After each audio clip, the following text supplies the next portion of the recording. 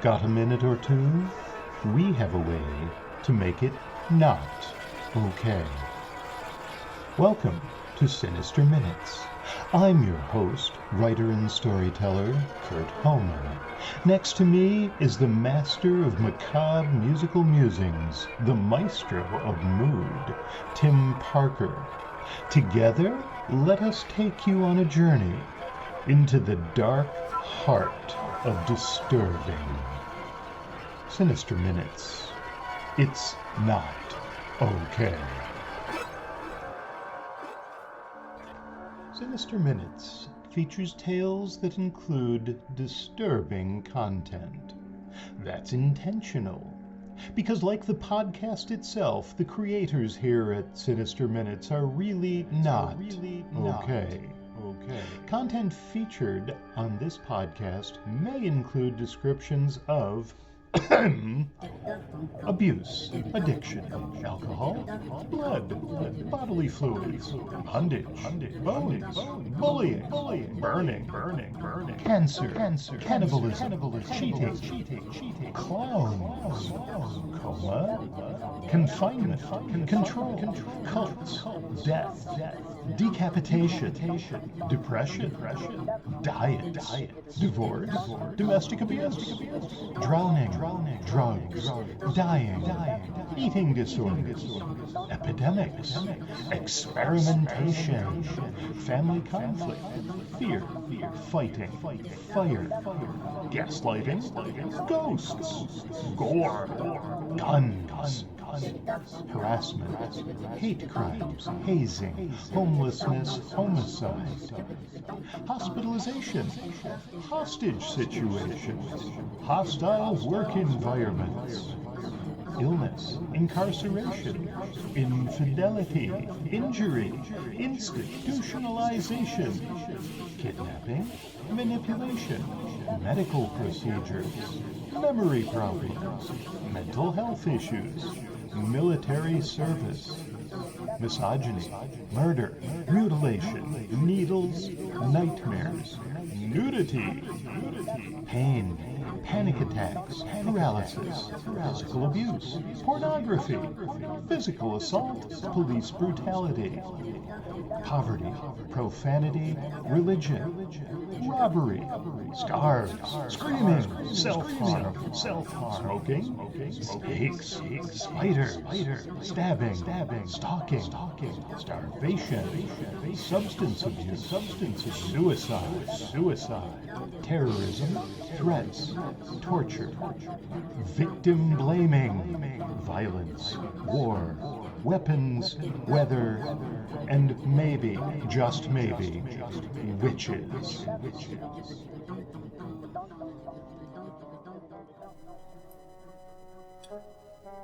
Hello, and welcome to another episode of the Sinister Minutes podcast. Thank you so much, as always, for giving us a listen, for telling your friends to check us out. If you're enjoying the show, please give us a 5-star rating on Apple, Spotify, or wherever you listen to podcasts. If you're not enjoying the show, please do that anyway. We'll get the message.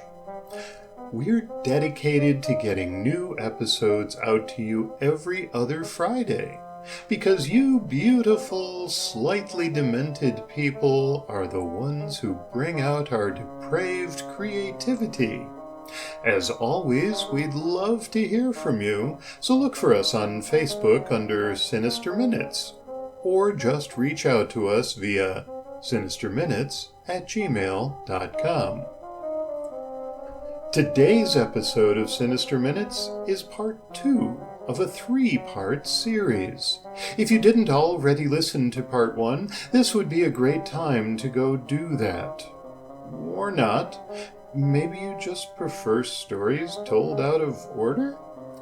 Anyway, Beautiful tells the tale of a young woman who invokes Freya, Norse goddess of love and war, sex and death, sorcery and beauty. Last time, "Some people always get noticed," recited Emma. "They walk down the street and heads turn, come into a room and everybody shuts up and stares. They're the beautiful people. That's what I want." "Her charm works well on you," he said at last. "I can see through it, of course, but others will not. Go now. Have fun. But keep your phone nearby. I will contact you." "But what about—" "I said I will contact you." The words Emma had spoken had been rehearsed, not at all from her heart. It had seemed an appropriate favor to ask of the goddess, but in truth she couldn't imagine anything she'd desire less. Beautiful required time and effort she didn't want to expend. Invisible would be much more useful. Mia was the beautiful one. She couldn't help but draw attention to herself. Forever trapped in a childlike state, awash with innocence, Mia would never fully grasp the dangers of the world. And Emma, who had grown too complacent about her sister, had allowed her to be snatched away.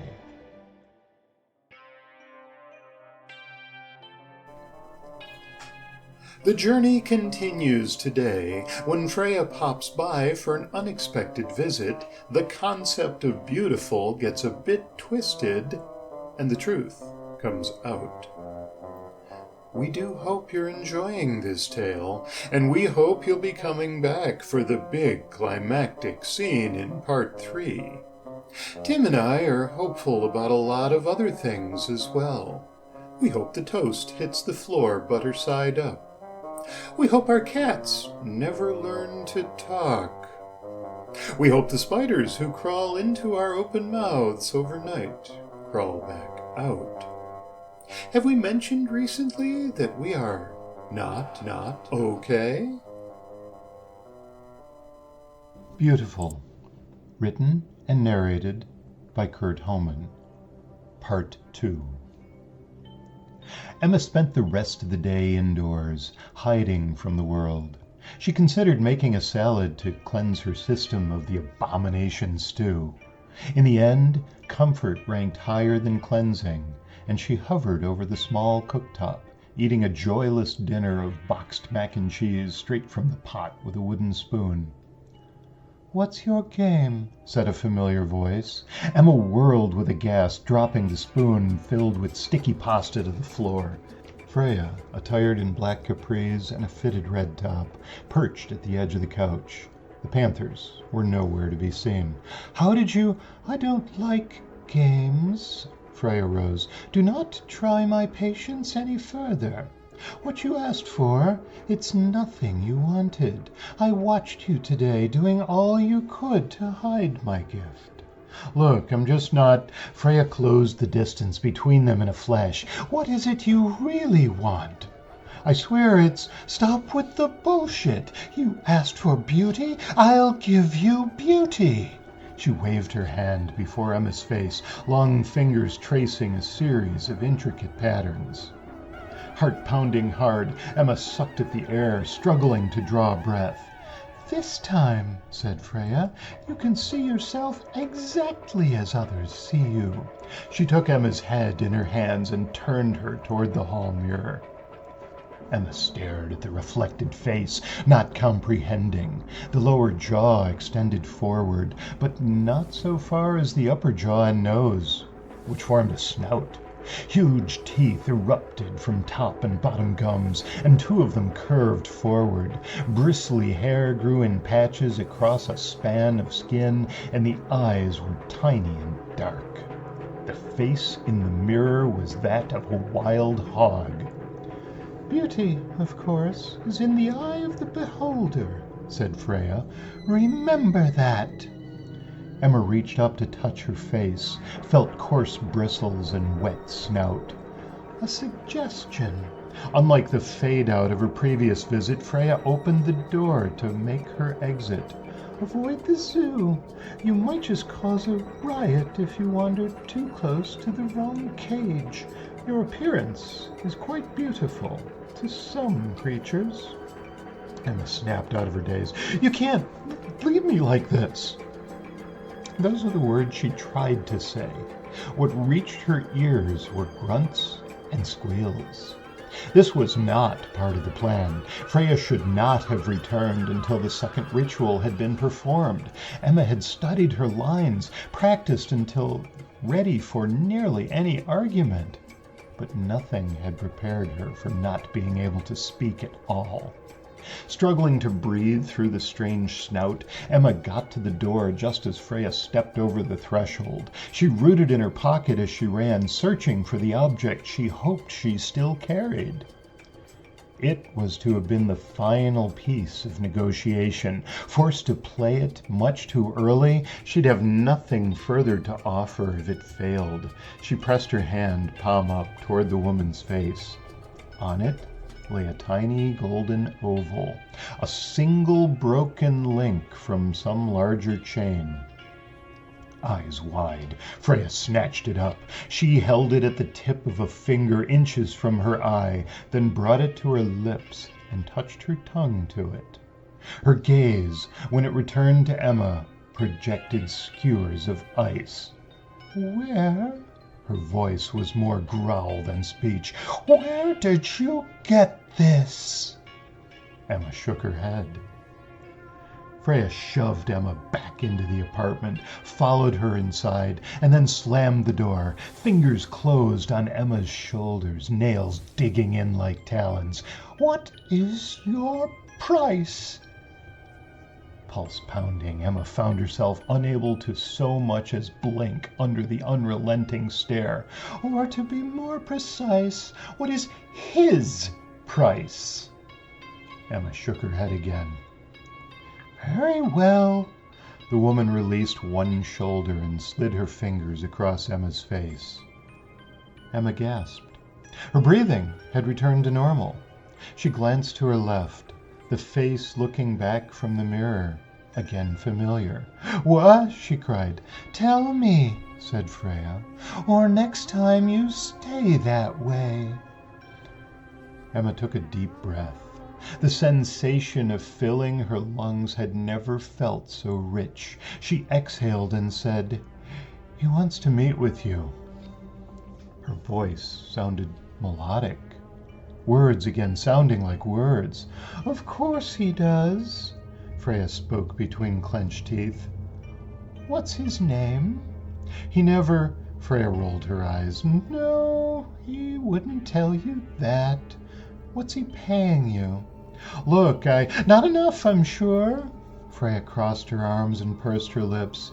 "You can tell your boss." "Are you gonna let me talk or what?" Emma's body shook as heat rose to her cheeks. "I'm not going anywhere, so take your goddamn claws out of me." Freya narrowed her gaze, then after a moment released her grip. "So," she said, "you can speak for yourself?" "You know what?" Emma rubbed her shoulder, certain there would be nasty bruises. All the cajoling, all the speeches she'd practiced, all the ploys designed with the singular purpose of convincing this woman to meet with her employer, everything left her. She glared at Freya. "This guy has something of yours. Go deal with him. What do you, either of you, need me for? You've got all the power. I've got nothing. I don't know who you are. Not really. I don't know who he is. And I don't care. Go fight it out between yourselves. But God damn it, leave me and my family out of it." As she spoke the last words, unwanted tears welled up in her eyes.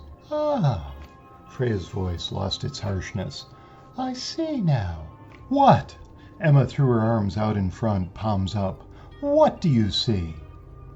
Freya continued, her voice even and calm. "You have no children.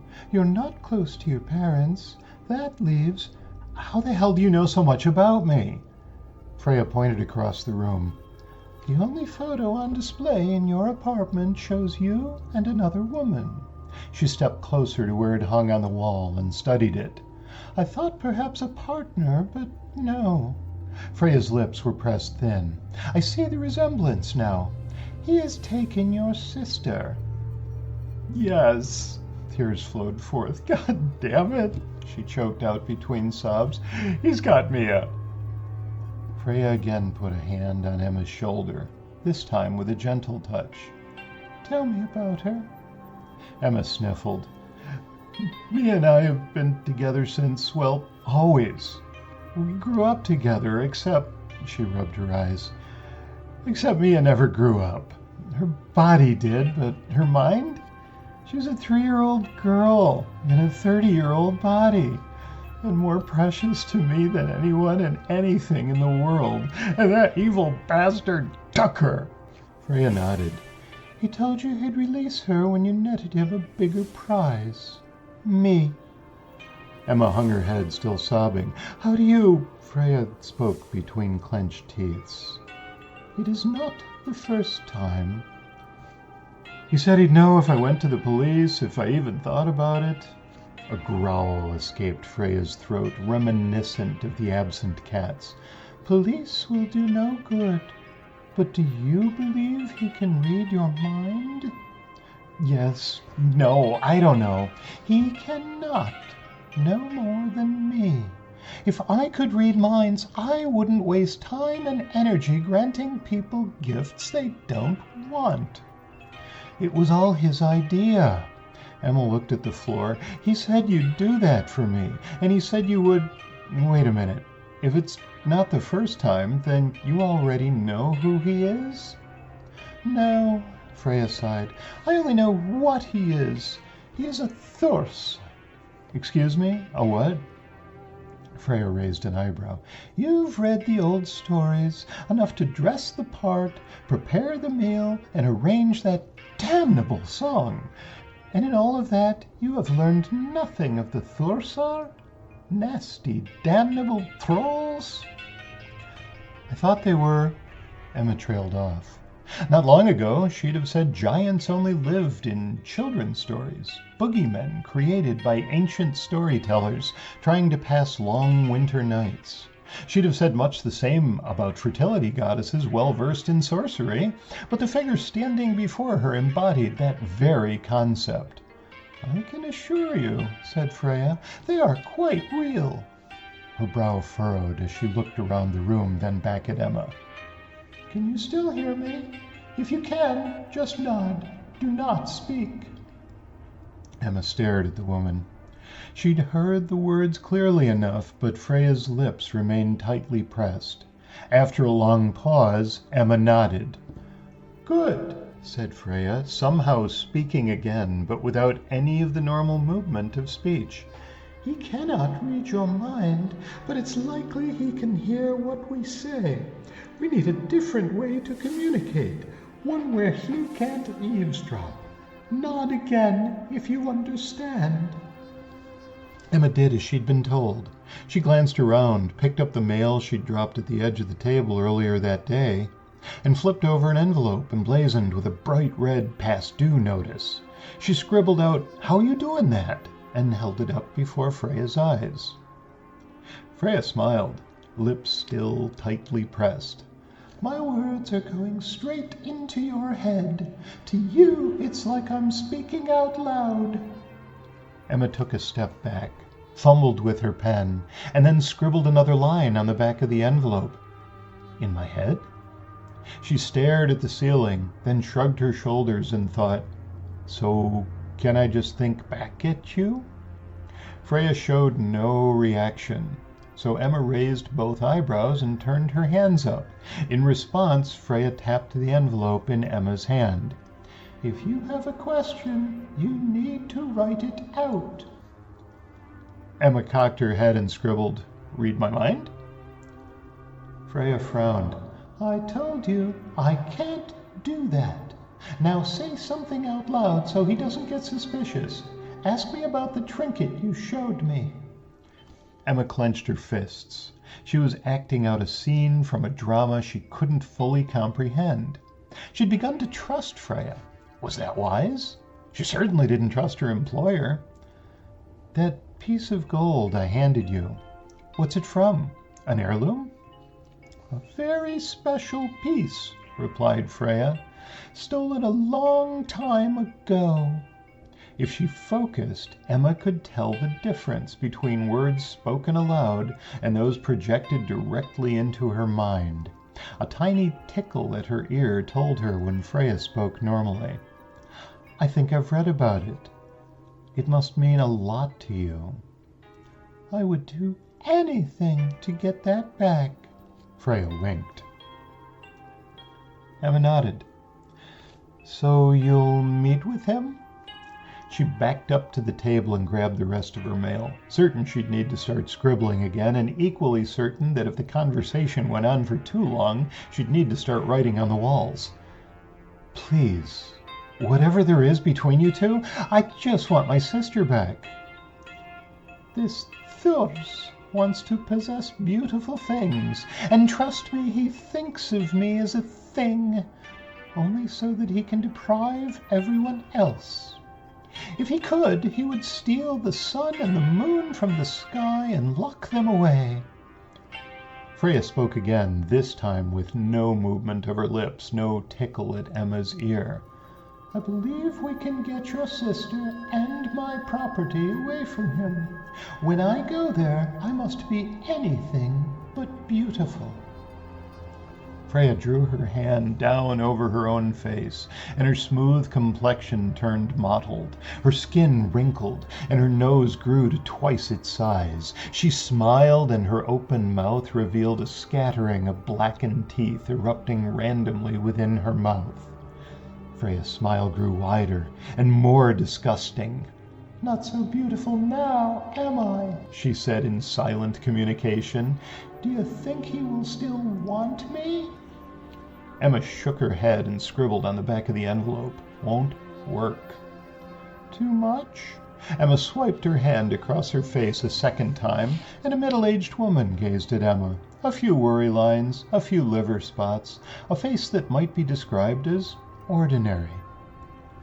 Not that, wrote Emma. Freya said nothing further, but merely raised an eyebrow. Sees through your magic. How do you know that? Emma scribbled furiously. What you did to me. Called it a charm. Knew your work. She underlined the last 3 words for emphasis. Freya drew her hand over her face again, her beauty restored. If my magic holds no advantage, then even meeting with him carries too great a risk. Emma bit her lip. Freya would not willingly give herself up. Not for a piece of jewelry, no matter its value, and certainly not for the sake of 2 sisters, one a stranger, the other a woman who tried to con her. She thought of the bone-chilling cold and the sense of doom that filled her each time he'd been in the office. Those times had always been measured in minutes. Tears filled her eyes as she considered the weeks that sweet, beautiful Mia had been around him. There had to be something to convince Freya to meet with him. Emma closed her eyes and took a deep breath, and when she reopened them, the colorful Chinese opera mask hanging above her table caught her attention. Not your magic. She scribbled furiously on the back of the envelope. Stage magic. She thrust it at the other woman. Freya cocked her head and raised one eyebrow. Emma scribbled again. Makeup. Masks. She held out the envelope with one hand and with the other pointed to the mask on the wall. Freya stroked her chin and stared at the floor. When she raised her head, she spoke out loud. This room is stuffy. Come, walk with me. Emma picked up her purse, and Freya shook her head before speaking in the silent way. Has he given you anything and told you to keep it close? Emma nodded and lifted the burner phone from her bag. Freya tapped one outstretched index finger on the table. Her meaning clear, Emma set down both phone and purse. They reached the sidewalk before Freya spoke again, and Emma noted that she used her out-loud voice. He uses that phone to monitor you. Did he tell you to keep it with you at all times? Emma nodded. What if he calls while we're... He won't. Freya raised one eyebrow. Not while he believes I am with you. I hope you're right, Emma sniffled. With two outstretched fingers, Freya drew a circle in the air around both of their heads.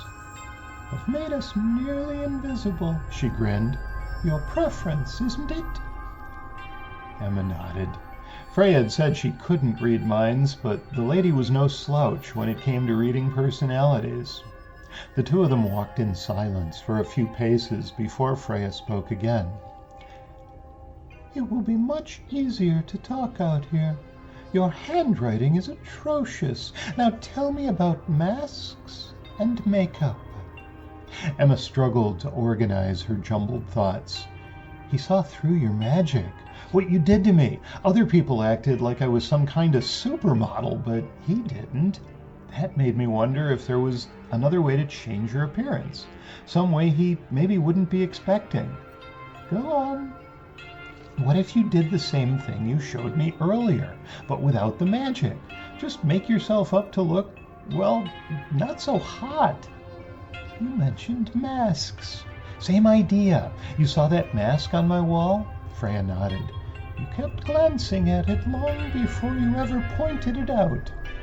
In Chinese opera, said Emma, they sometimes use masks instead of makeup. Actors swap faces, lightning fast, to show a change in character or a shift of emotion.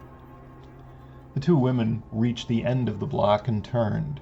Throngs of people crowded the sidewalk, enjoying a beautiful evening of warm sunshine and a light breeze. Emma suspected that the crowd parted for them, people moving out of the way as they approached. A glance over her shoulder confirmed her suspicion. The crowd quickly filled in behind them, yet none so much as glanced at the two of them. We're not completely invisible, Freya guessed at Emma's unspoken question. It's more a do not disturb spell. That's incredibly useful. Emma glanced left and right. I'd love to learn how to do that. But I have a bigger question. Yes? Freya smirked as a stray tabby, either unaffected by or apathetic toward her magic, sauntered through the center of the bubble surrounding them. Emma turned to watch as the cat disappeared between the iron posts of a garden gate. Why are you helping me? I wasn't honest with you up front. Freya turned toward her, one eyebrow cocked. No, you weren't. They walked a few more steps in silence before she continued. There are several reasons. Let there be no doubt. I want my property back. But more than that, I really despise trolls, especially the kind who prey on innocent women. Emma shuddered. Your necklace, she said, determined to bring the conversation to a subject she could bear to think about. You want it back very badly. I get that, but why? Are the stories true? Freya sighed. Stories told by men always focus on the salacious, especially stories about me, that I spent a night with each of the 4 crafters of that necklace is true. What actually occurred over those nights is much of what gives that piece its power. There's a lot more than lust wrapped up in that chain. How did you lose it? You know damn well I didn't lose it. Freya glared at her. It was stolen, and until I saw that single link in your hand singing out to me, I'd thought it gone forever. I'm sorry, said Emma. I didn't mean to imply. I get it. They turned the last corner, the entrance to Emma's building just ahead. I really did need the fresh air, said Freya, and you've given me things to think about. Emma blinked rapidly. All I did was mention makeup. Call it inspiration. Freya stopped in the doorway. Is there more we need to discuss before we go back inside? Emma shook her head. We'll discuss details after he calls you. It'll be tonight, no matter what he told you." Freya again drew a circle in the air, and the people nearest them pressed closer. "I will continue to speak out loud when we arrive upstairs. Assume that he hears everything we say." She smiled at a silver-haired man near the entrance, who practically stumbled in his haste to get the door open for them, and even bowed a little as they passed through. "There are at times advantages to being noticed," said Freya. Minutes later, as Emma opened the door and stepped into the apartment, Freya said, "Okay, I will meet your employer, but only under certain conditions." "Conditions?" She remained standing in the hallway. "He must swear an oath to me that he will return my property. You should likewise make him swear that he will return your sister unharmed. He said he would. Make him swear to it. He does not always willingly tell the truth, but he will not break an oath that he has sworn." "Thank you." Emma nodded without fully comprehending. "He said he'd call and... Wait a minute. How do I reach you again?" She recalled Freya's words at the end of that first visit, but memories of awful stew still churned in her belly nonetheless. "Play the song. I'll hear it." Emma raised an eyebrow. "I thought you didn't like that song." Freya rolled her eyes. "I despise it, and because of that, I always hear it." She turned, and as she walked down the corridor, she faded from view.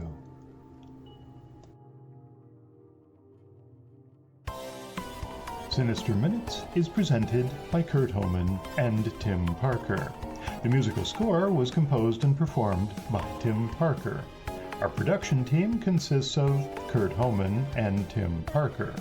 On behalf of everyone here at the Sinister Minutes podcast, namely Kurt Homan and Tim Parker, we thank you for listening, for joining us as we explore all the ways in which we are not okay.